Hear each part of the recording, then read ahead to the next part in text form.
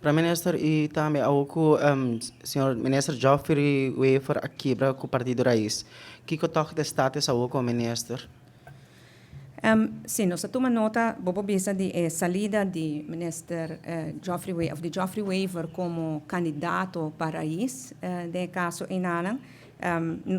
Honestamente, nós sabemos que sei está bem, e nós estamos que estou muito contento com o parlamentário Nandi Raiz a postular na mesa de quebra palabração com nossa hasi, so nossa palabração cune e kunang.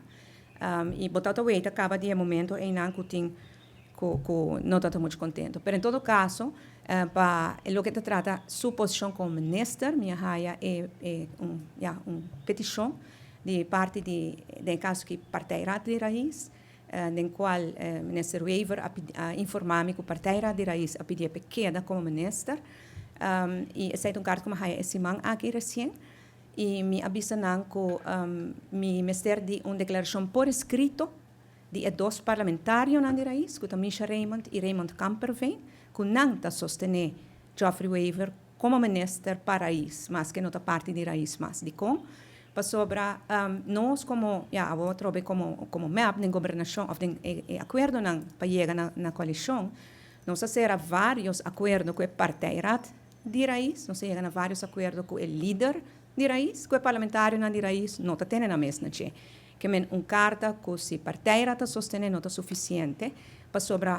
por penso de comunidade em hoi pergunta me estou a apontar constantemente com gente porque da minister se não tem sostém de partido ou não tem partido mais, pero me tenho assim distinção aqui na ibo conhecemos me tem distinção de Kiko vou pensar de aqui moralmente vou pensar que vou querer dizer pero nós temos que enfocar na lei Kiko está legalmente a situação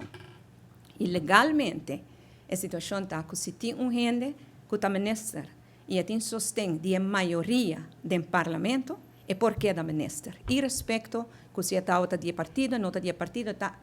que botar ou não está de partido parlamento tem a última palavra e é importante passar se dois parlamentários na raiz Misha Raymond e Raymond Kamperveen está sostener Geoffrey Weaver como minister para isso ante agora e legalmente está queda como minister